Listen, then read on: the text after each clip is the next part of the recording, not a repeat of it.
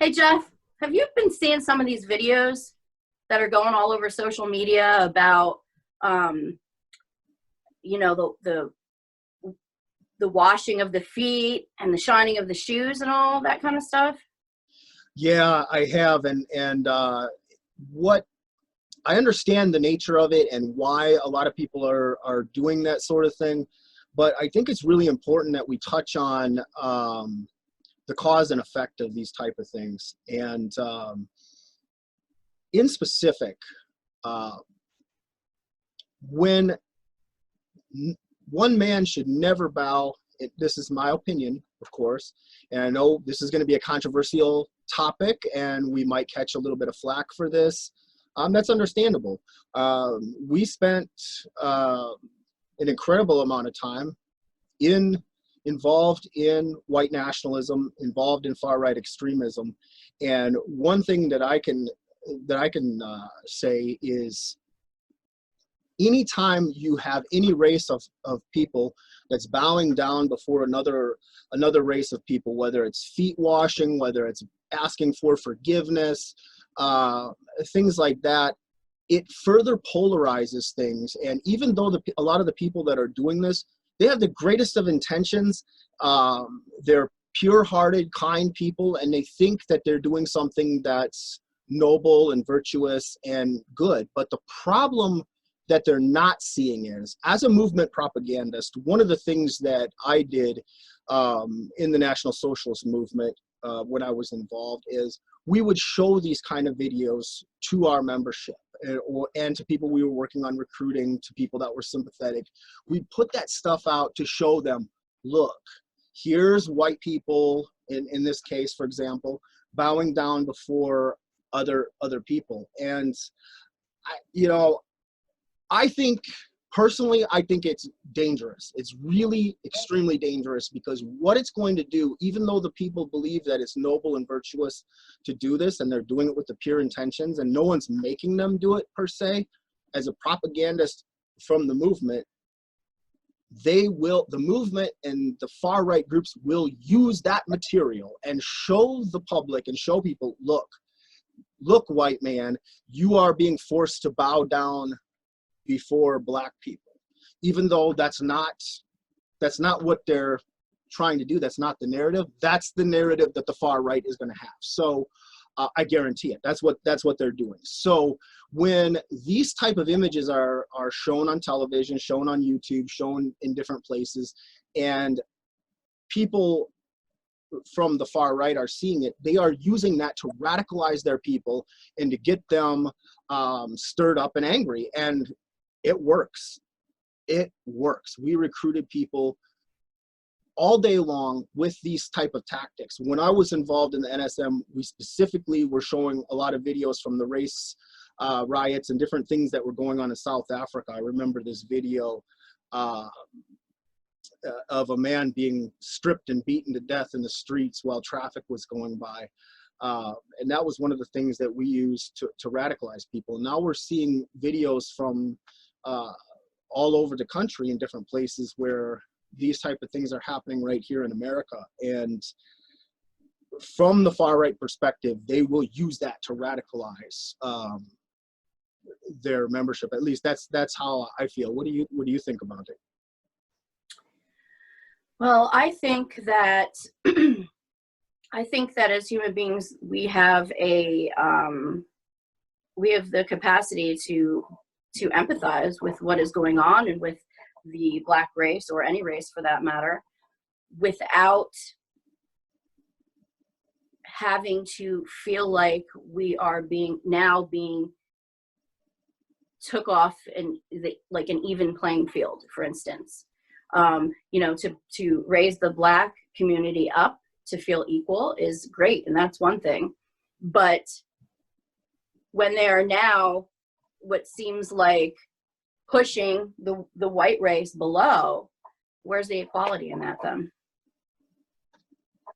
Yeah, and I think it's important, and we both agree, I think I can speak for us both on this, that we do empathize with the movement and that not the movement, excuse me, like the Black Lives Matter movement, you know, that Black people should have equal rights and they should not be persecuted. They should not, like what happened to George Floyd was absolutely horrific. I think just about everybody in America can agree that was absolutely horrible. It should have never happened. And the abuse of police officers involved in that, you know, need to face justice. I don't think there's very few people in this country, I think, that would disagree with that statement. And I agree with the peaceful protests, and no one in this country should be made to feel lesser or anything like that. But at the same time, no one should be uplifted over someone else. No one should be bowing down before anyone else. The moment you do that, I mean, we're hearkening back to like slavery times where, you know, one race is being subjugated over another, and that's, you know, that's the type of thing that led to the racial problems in the United States that we're dealing with today, and in other countries as well. But I mean, our focus, you know, is mainly here in America, and race relations have been awful. And doing things like that, no matter how pure or noble the intentions of the individuals are that are behind that, it radicalizes others. It will radicalize people, and it will make matters worse. So I mean, that's why we're discussing this, you know, controversial topic today. And I know there's people out there that don't want to hear this stuff, and they think that what we're saying is wrong. We've been there. We were there in the far right. We know what we used as tools and as propaganda to propagandize our people. And what we're seeing right now, a propagandist in the movement doesn't even have to try right now. All they have to do is simply click, click, click, click, click, one after another. There's these images of things that will radicalize them because of some of this. And I'm not taking away, by saying that, I don't want to take anything away from the peaceful movement and the peaceful protests that are calling for justice, because those things are important. But what I feel like is that extremists are controlling the narrative right now, and you've got the extreme far right on one side and the extreme far left on the other. And both extremists are carrying and trying to control the narrative. And those are the minority of people in this country. I think the majority is right where we're at, in the middle, that people want to see justice for George Floyd. People want to see the end of police abuse and misuse of force and things like that. And I think all of us in America can agree on that. But what we don't want to see is any one race subjugated to another, or any one race lifted up over another, because that's what causes the problems. Right, exactly. Exactly. I agree. Excuse me. Hey, excuse me. I work for Black Lives Matter. Sure. I'm sorry. I work for Black Lives Matter. I'm sorry that I scared you. Okay. But since I work for that company, my CEO has told me to come out today and to bring you on your knees, because you have white privilege. So if they see that a white person is getting on their knees, that shows solidarity for the situation. And could you just please apologize for, you know, for your white privilege? Just apologize. I am. I'm trying to think of the right words to say, because that's a big thing to say. It's big. Comes from. It's large in this country. I'm incredibly sorry that. You know, with this country, we have that president, Donald Duck, that clown in office. You know, he's brought a lot of bigotry, and you're not a part of it, right? No, God, jeez. No. And so, you know, Thank just. you for letting me have a moment. Personally, you know, when I see a clip like this, I know how unhealthy I feel that is. And again, a lot of people will say, okay, it's coming from a place that, you know, white people did a lot of terrible things to black people in this country over the years, through the slavery times, up until the civil rights movement. And even now, I mean, you still have a lot of disparity and things of that nature. But like for the young woman in the video, what is she apologizing for? Like, she didn't own a slave. She's not, as far as we know, hasn't oppressed anyone personally or anything like that. So I, for one, don't feel like we as white people today should have to apologize for the sins of the past. That's just like saying, okay, well, Charles Manson or Jeffrey Dahmer were white guys, and we should apologize for them because we're white too. That it doesn't make any sense. It's not sensible.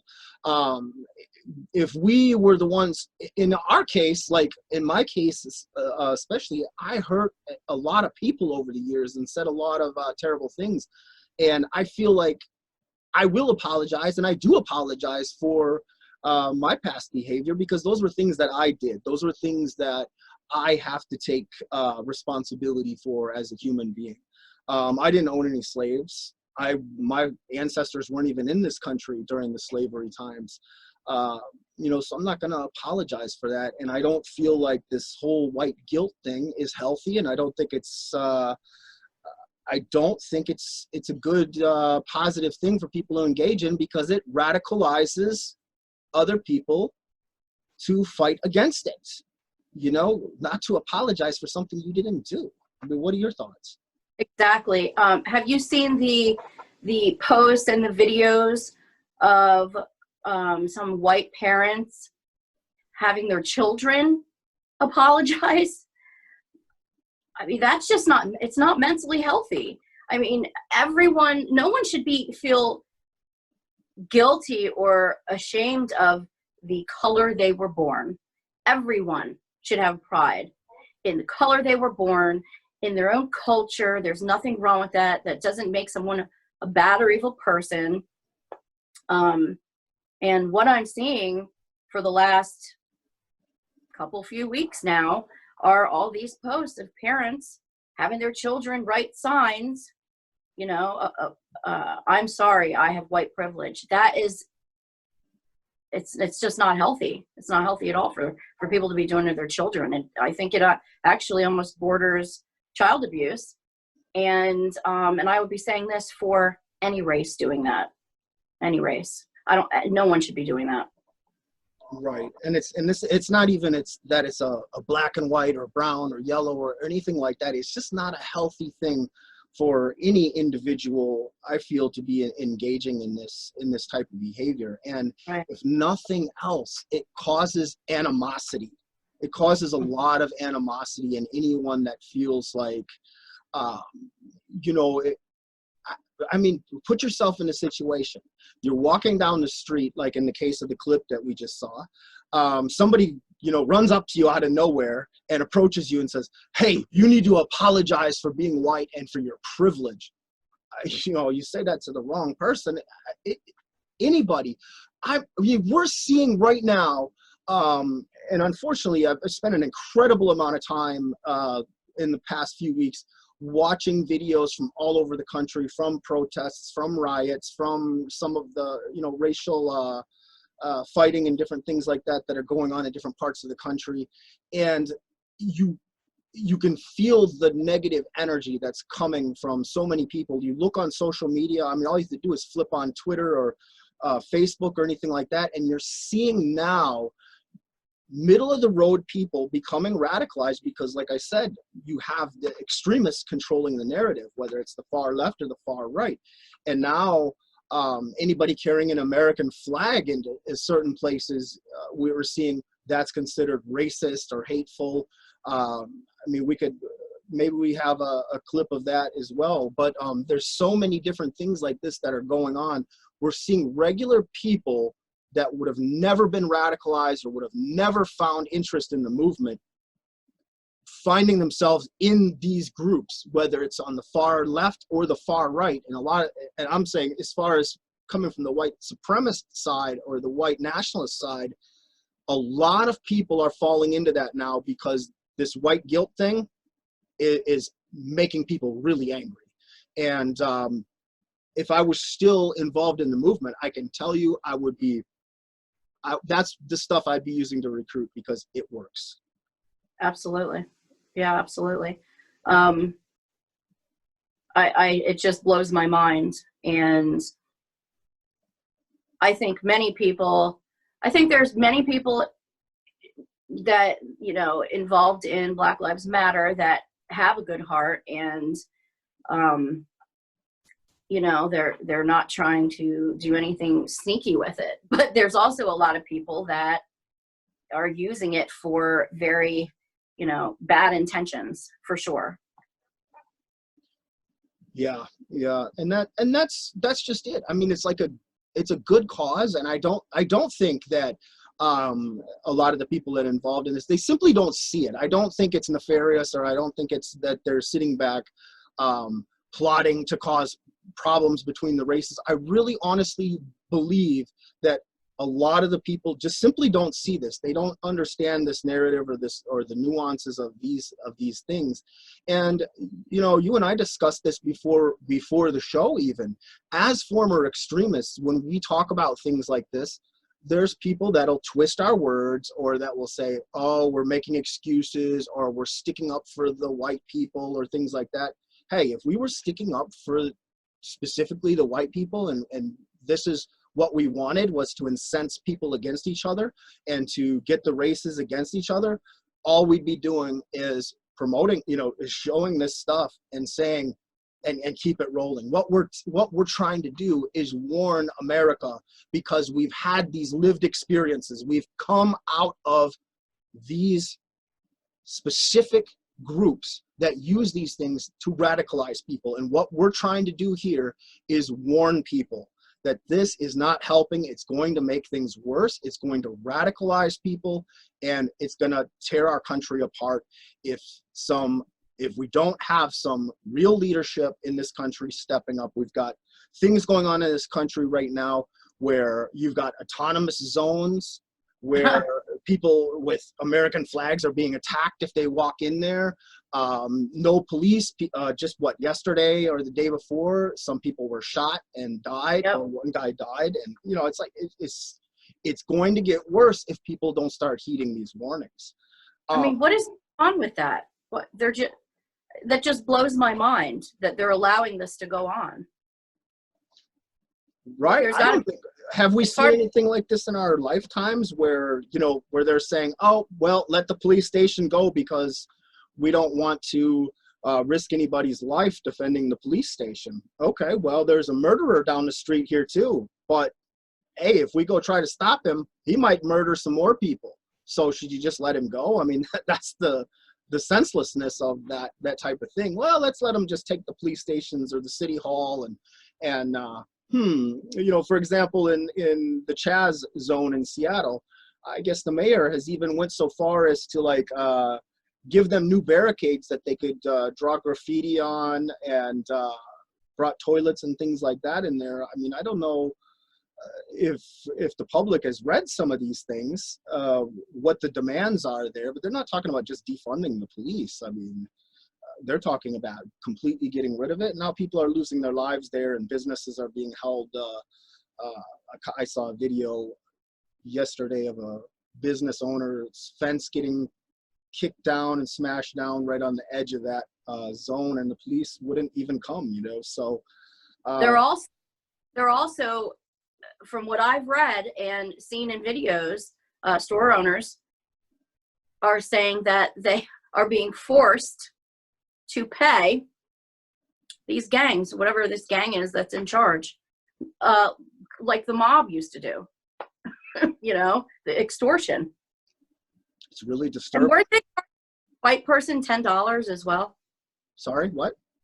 I heard that each white person had to pay $10. Oh wow, I haven't seen that yet. Right.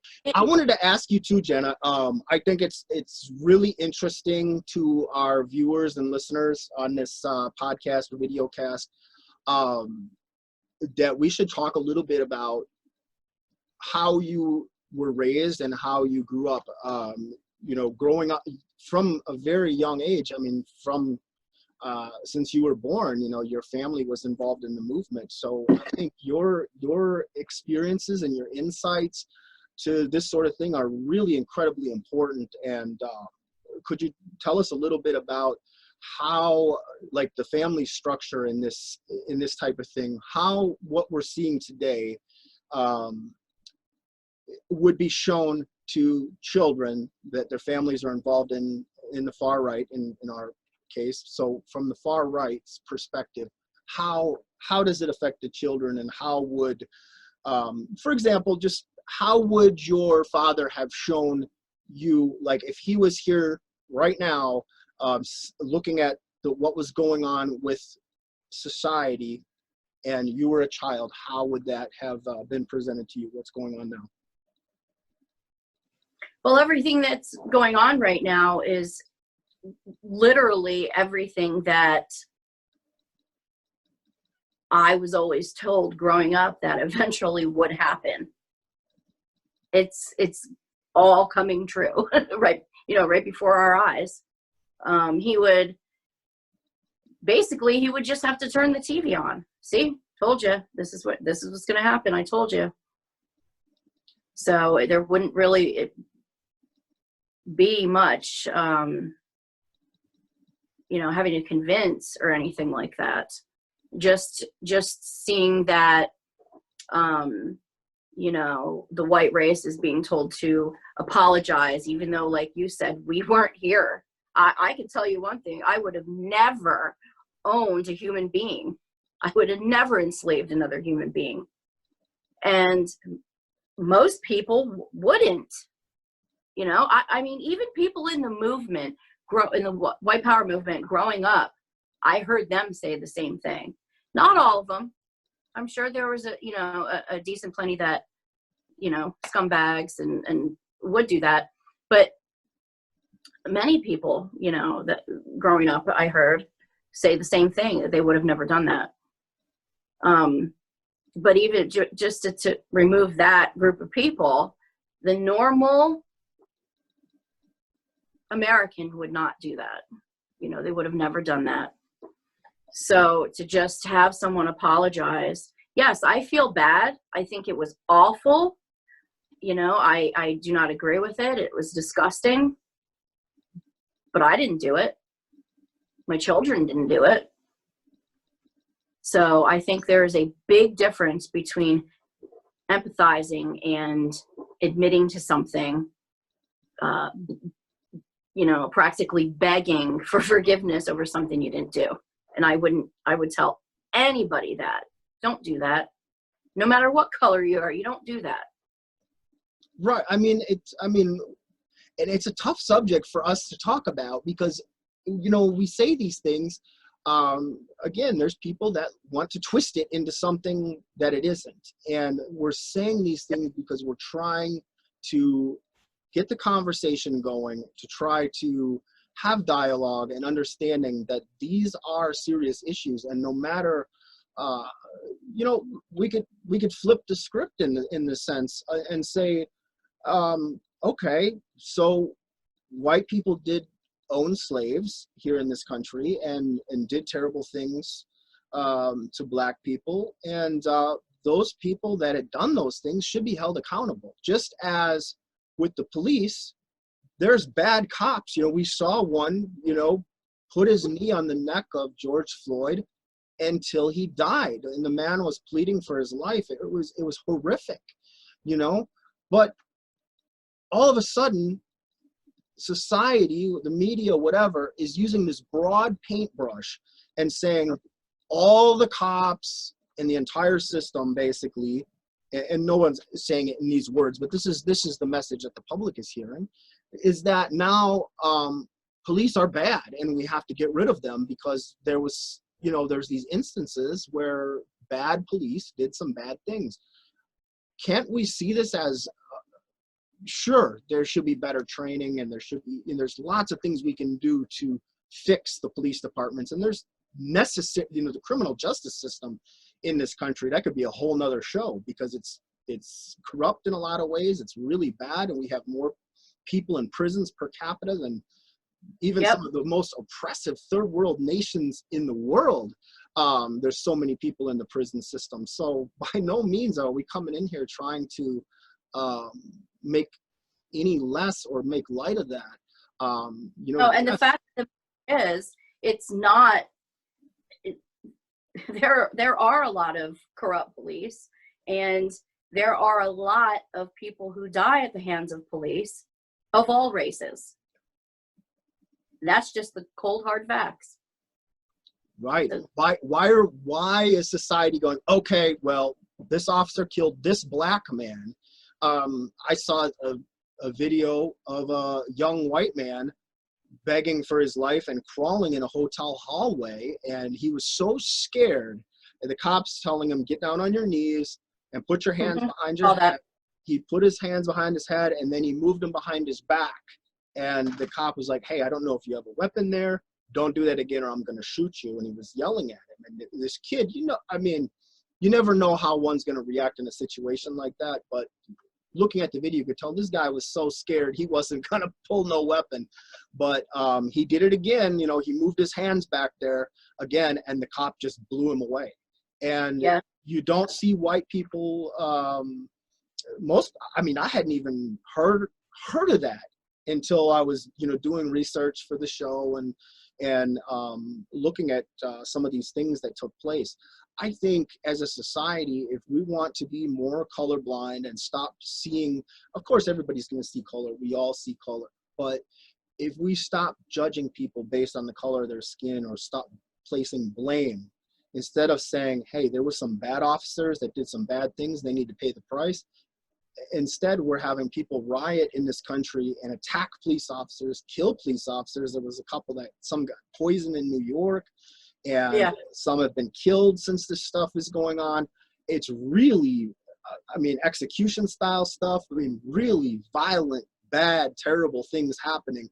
And you can't say, a lot of these people that are in the police departments are good people that have families and are providing for their children and all that sort of thing. To say, well, because this guy that killed George Floyd and some of the fellow officers and other corrupt police from different parts of the country, and blaming the whole police department across the country, it makes no sense. It's like saying, well, there's some black people out there rioting, so all black people are rioters. Or saying, you know, like I was saying, the script, because some black people are rioting and burning down cities, should we run up to random black people on the streets and go, hey, you need to apologize. You need to get down on your knees and apologize to me as a white man because your people were out there rioting?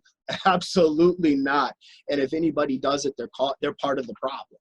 So why can we reverse that, right? Yep, very good point. There are, just from me being in like mom groups and things like that for parenting and stuff on Facebook, there are wives saying that their husband is a police officer, and they're begging them not even to go to work. Their children are crying when daddy's leaving, scared that something bad's going to happen just because they're a police officer. That's awful. It's awful what's going on. Hate will not stomp out hate. That's just, it's not going to work. Thank you for saying that, because that's hate begets hate, you know, and we know that from our lived experiences. And just like I believe we mentioned it on the last show, you know, no one's ever left a movement by getting punched in the face. Violence begets violence, hate begets hate. And if you have, the more this stuff is amplified by the media, by people in general, on social media, regular media, and just people in general, what we're seeing is regular people that should be middle of the road, that don't like, you know, the left extreme or the right extreme, getting radicalized because they feel like they're being forced to choose sides. And this is something I'm hearing, and obviously I don't drop names or things like that, but I'm hearing from people literally almost every day. And some of these people have been out of the movement. You know, they're not public like we are, but there's hundreds of people that have left the movement over the years that are out and they're against racism. And I'm getting contacted all the time by people that are just lit up, angry.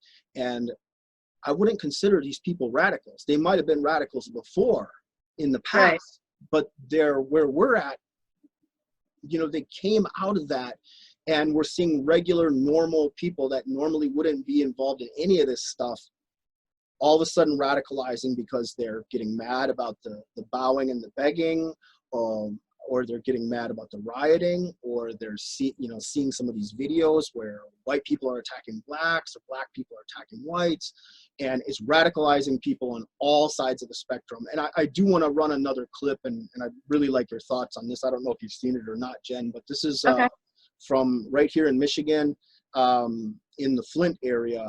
Can we run the clip? Boy. Oh, boy. Nigga, don't touch. Don't touch. I didn't touch you. Don't touch. I didn't touch you. Don't quit touching. I'm Yeah, them sorry. bitches hurt. Them bitches hurt. Move. Sorry, Them man. bitches hurt. I'm Don't sorry. touch. Your thoughts on that one, Jen? My thoughts are, why wasn't that on CNN or Fox or one of the other mainstream news? Why not? I'm almost at a loss for words myself. So I was, it's. Is that a hate crime? I think it should be. If someone does. I saw another version of that video that showed his face, and that you wasn't bleeping out all the words, where you could actually hear it. And at first, some of the feedback I saw on it, they said, oh, well, the reason he attacked him was because, well, the kid looks like he's about a 15-year-old white boy, maybe 16, and the guy that was hitting him is a pretty good-sized guy. So first of all, like, why are you gonna do that? Now, supposedly, they claim, the guys recording it and filming it claimed that the young man that was on the ground being beaten by this grown man was had said the N-word. Macy's, which that happened in Macy's out by Flint, they ran the security footage and all that, and there was no racial epithets stated. It was an unprovoked attack. So this was just random act of violence here a couple days ago. I mean, we've got so much of this kind of stuff going on. There was another horrible video from some of the rioting that showed this guy being, it's one after another. I mean, I can't even say how many videos there is, because it's countless, showing people just brutally being stomped on the ground, and it's a miracle more of these people are not dying, you know, with some of this horrific violence. You know, that actually was a fairly mild video compared to some of the ones we've seen that probably are almost too graphic to even show on this program. No one can sit there and tell me that it wasn't racially motivated. It's a hate crime. And it really should be, you know, he should be charged with a hate crime. And unfortunately, when you have groups of people that are pushing for this narrative, which they might be verbally saying in one breath, equality, but then actions and all the other words, that is not at all what's going on. That's not at all what the narrative is. And this, unfortunately, is exactly what's going to happen, what we just saw in that video.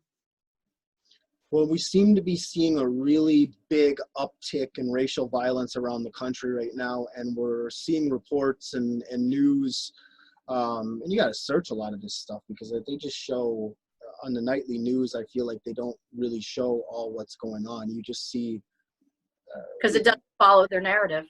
Right. And you don't even know what's going on in some of the different cities. Like when we were doing research for the project, we were coming up on one from even, we saw a video in York, Pennsylvania, where it showed a woman being dragged out of her car and people jumping on the roof of the car and smashing out all the windows. I saw that.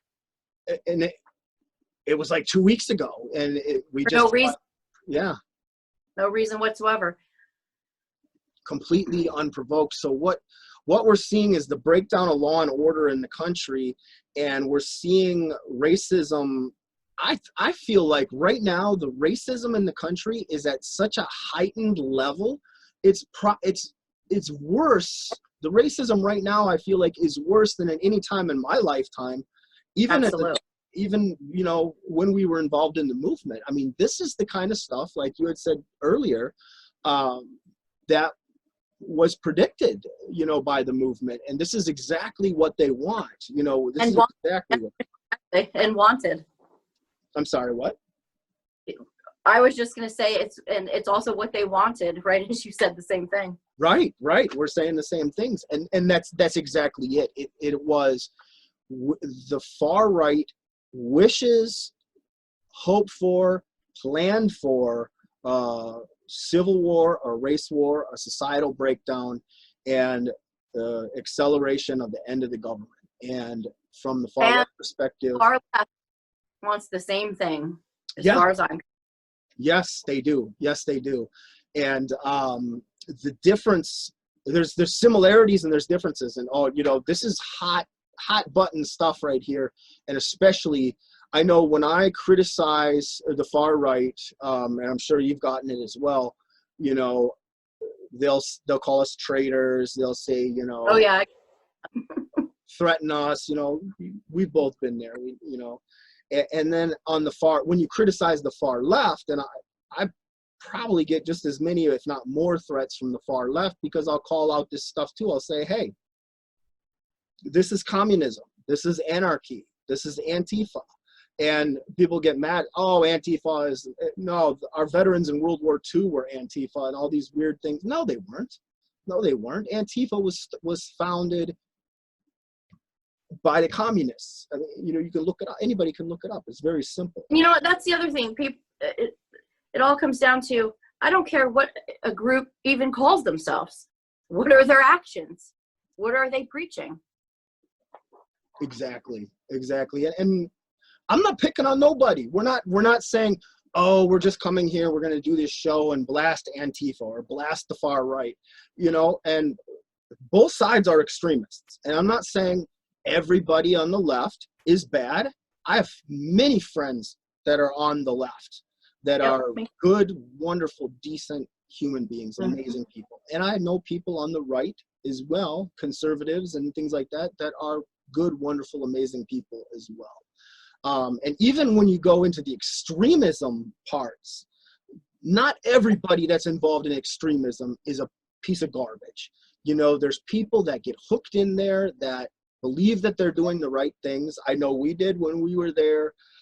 We thought we were doing something good and noble. And there's those people in there. And there is really bad people in there as well. There's really violent, terrible people as well. So no one's getting a free pass here. Not on this program. If you do wrong, whether you're a cop, whether you're white, whether you're black, whether you're right, whether you're left, if you're doing a crappy thing and you're hurting other people, we're going to call you out. Simple as that. Absolutely. Say it again louder, Jeff. Right. Stuff gets me worked up. I mean, it really does, because it's like, let it out. We're trying to help. We're trying to save our country here. And these people are like, oh no, you're just being mean to the left, or you're just being mean to the right.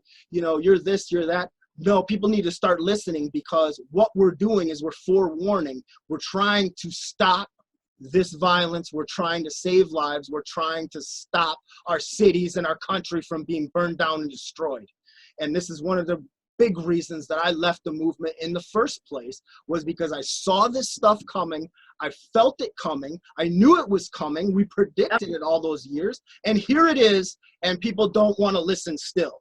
And instead of listening and taking this stuff in and understanding and using their brains, they're going, oh no, you're still being radical. How is what we're saying radical? This is rational. This is from people that were there. We know this. We use these tactics to radicalize. Now we're seeing it in real time, and people need to start listening, or we're going to lose our country. It's simple as that. Yeah, absolutely. Absolutely. And it's really been ticking me off lately, seeing all these posts from people that I didn't think I would ever see posts like this come from. And it is, all it is doing is making everything worse from someone and from people who are supposed to be knowledgeable about these things and want peace and unity. But sowing discord is not helping whatsoever. But yet when people like you and I come out and we say these things, we're the problem. And I think we should talk about that a little bit. I don't want to dwell on it too much, but I do want to address it. I think as formers, and I think this is really important, I think it's incredibly important because, and we discussed this privately, before even doing this show, that as formers, I believe a lot of the other guys and gals that I know that have been involved in extremism, they're afraid to say these things, even though a lot of them know these truths and they know this stuff. Some of them don't because they weren't involved long enough. If you were involved for a year or two, or in some cases a few months, you don't know these things. You don't understand these things. Those of us that spent many, many years in it, that lived it, that this was our life. This was something that we participated in a long time. We understand these nuances a little better, but I think there's a lot of fear, and it takes a little bit of courage to come out and say these things, because there is people that don't want to hear this stuff from former extremists. They don't want to believe it, or they think they know better, or they think, well, I'm an academic, I've studied this for 10 years and I know better than you. No, you don't. I mean, there's things that that maybe we don't know, but those of us that were there, that were part of this stuff, that were the foot soldiers on the ground, that were orchestrating it from the propaganda perspective especially, we know exactly what we were doing when we were in there. And now we're trying to warn people because we don't want to see our country destroyed. And I think, we've discussed this before too. We're taking risks by just saying this stuff. We're going to get bad feedback and threats from the far right for saying this stuff because we're exposing their narratives. And we're going to get feedback and negativity from the far left that are mad that, we're showing them, for what they're doing. So you have, neither side is right. Neither side is correct. I mean, so and we're not parroting someone else's narrative. We're not saying like, this is okay, or making excuses for it. I've seen so much, and we could probably touch on this too a little bit, Jen, but there's a lot of well-intentioned and good people out there that think, or that are making excuses for rioting, for the destruction of our cities, and saying, well, they were oppressed, so it's okay that they should burn things down or take over police departments. I mean, what is your thoughts on that, on some of the people that are excusing some of this behavior or cheering it on in some cases? I honestly, it's hard to put into words. It's shocking. It's shocking how anyone could excuse any of that behavior whatsoever. Look, I get it. When you see someone, murdered, like George Floyd was, I get it. I was pissed myself. And to be quite honest with you, my first reaction was, burn it all down. That was my very first reaction. But that's, the moment of anger, and you can't act on those things. You can't act on with emotions. You have to be logical about things. You can't, to where you can't paint everyone with a broad brush. And right now, you have people who are reacting emotionally. You have a group of, another group of people who are just using this as an excuse to just go out and keep doing things, criminal things, because they always have. And then you have another big group of people who they're really not thinking for themselves whatsoever. They're following the herd. That's all it is. And yeah, like you said, we're going to get a lot of backlash from saying this. We've talked, privately, and I've said, I don't know if I can say that. I don't know if I can say that. But you know what? At the end of the day, I'm going to speak how I feel. And if someone doesn't like it, That's their problem. The truth, there's a quote I'm looking for, but the truth fears no consequence, or the truth fears no. Oh, truth fear does not fear investigation. Is that where you're going with that? There's so many about the truth, because that's one of my. Yes, it's absolutely good, and that's the thing. So sure, we're going to upset people by saying some of these things, and we're going to it's in our personal best interest. It's not in our personal best interest to talk about these things, because I feel like there's people that would like us to state whatever their narrative is, whether it's far left, far right, it doesn't matter. But the truth does not fear any consequences. And I mean, I can't sleep at night. I would not be able to sleep at night if I just repeated things like a parrot.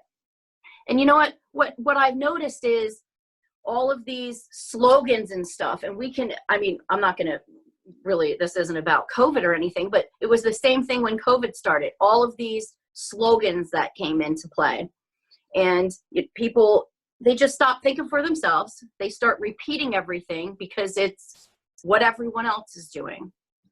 I've never been like that, ever. I've never been that person. And at 41 years old, I'm not going to start now.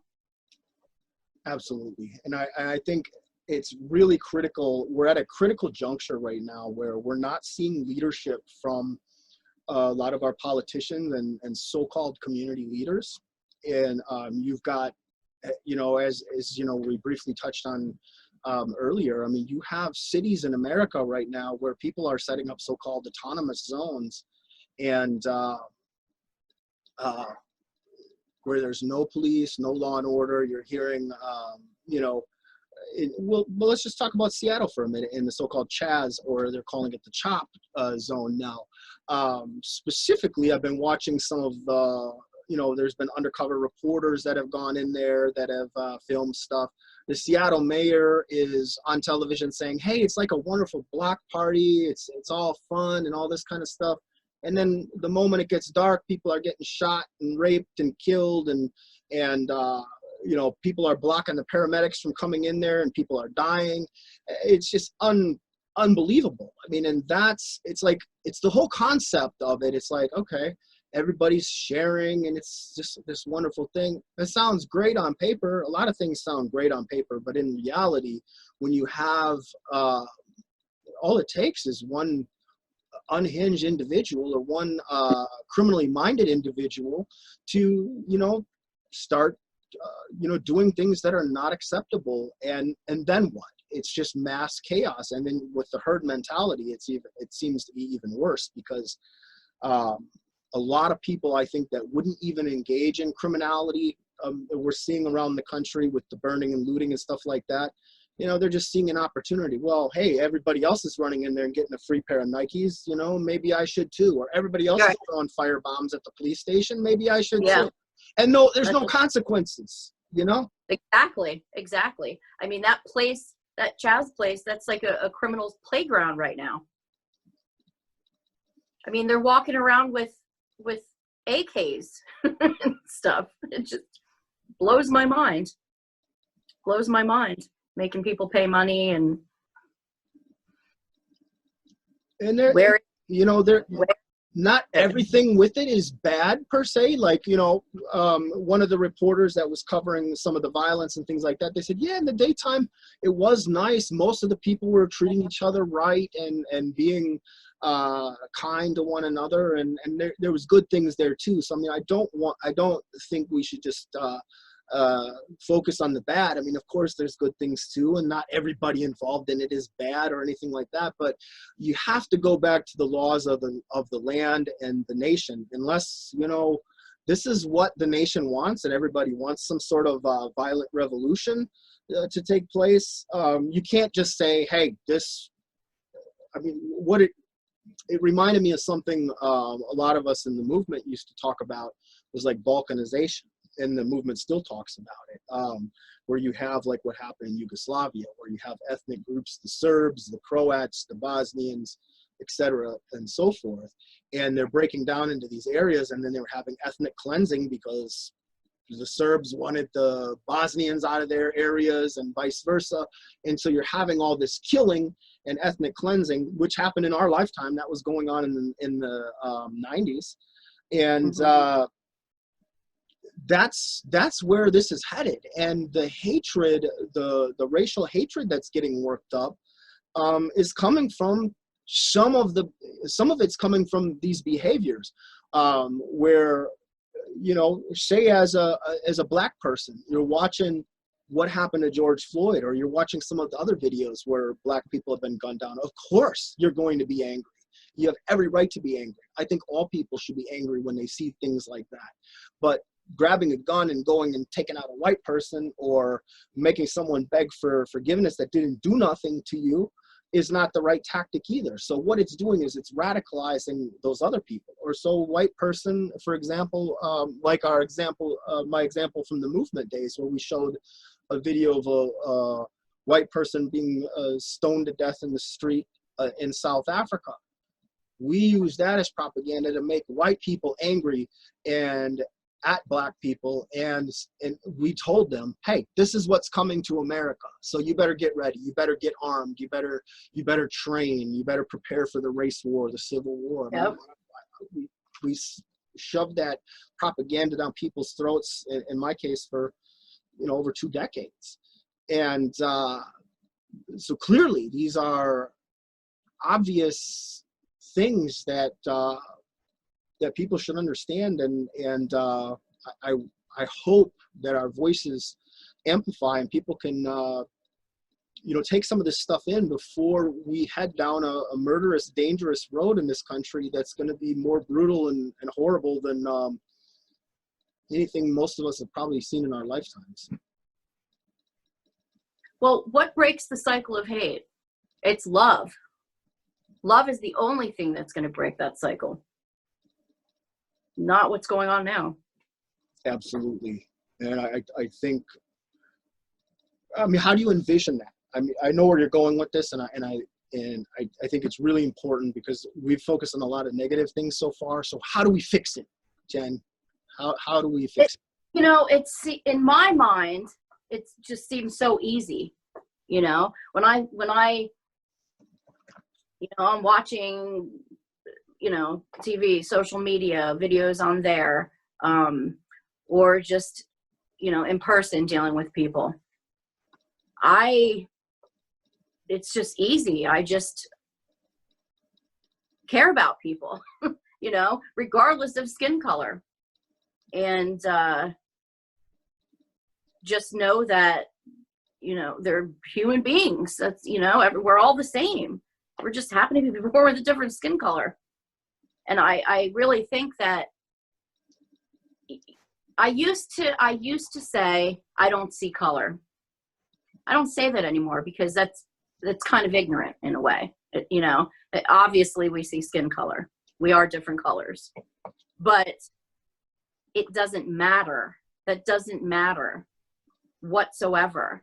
And to keep harping on it, though, always bringing someone, you know, each other's skin color into issues,